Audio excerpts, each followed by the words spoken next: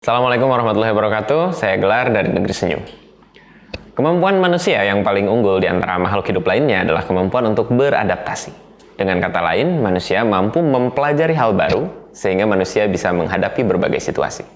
Sampai hari ini, kemampuan adaptasi atau belajar manusia belum terukur batasnya. Buktinya adalah peradaban dan inovasi yang terus berkembang meski timbul tenggelam selama berabad-abad. Semua itu karena manusia adalah makhluk yang terus belajar. Pertanyaannya, bagaimana prosesnya sampai seorang manusia bisa mempelajari hal baru untuk menghadapi situasi yang terus berkembang dan berubah? Jawabannya ada pada kemampuan berpikir yang tidak dimiliki oleh makhluk lain. Pertanyaan berikutnya, apa itu belajar sebetulnya?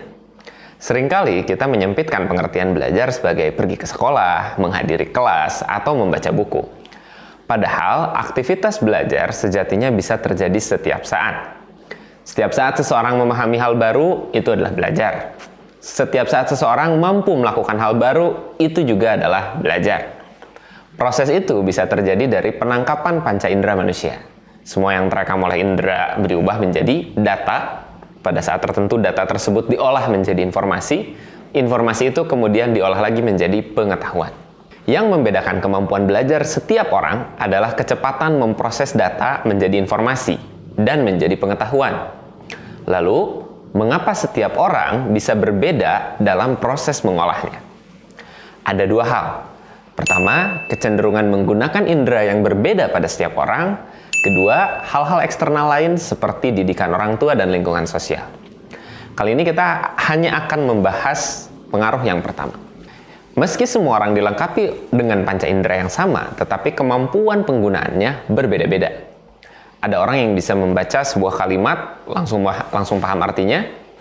Ada juga orang yang bisa memahami sebuah kalimat hanya dengan mendengarkan atau dibacakan oleh orang lain.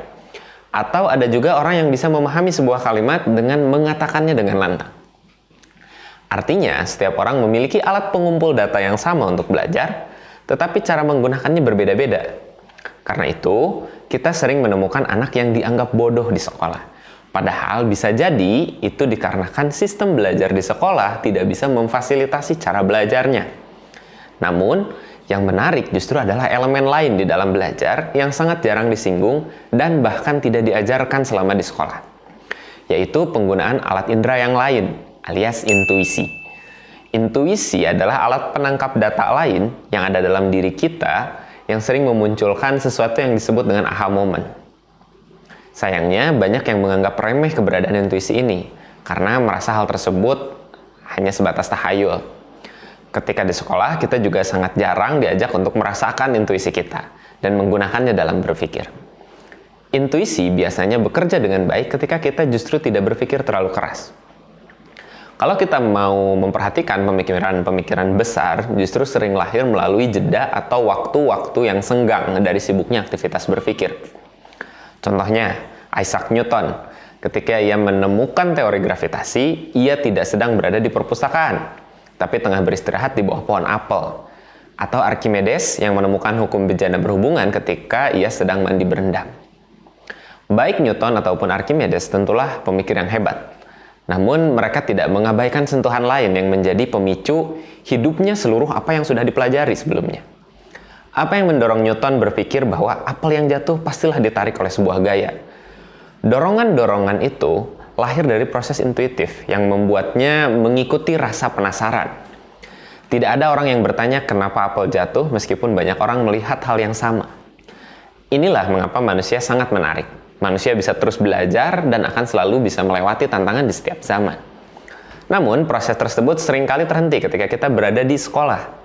Karena alih-alih memicu kemampuan untuk belajar, sekolah hanya menghargai pencapaian-pencapaian berupa nilai dan angka yang terlalu mudah untuk diukur. Sehingga kedalaman seseorang tidak bisa terpetakan dengan baik.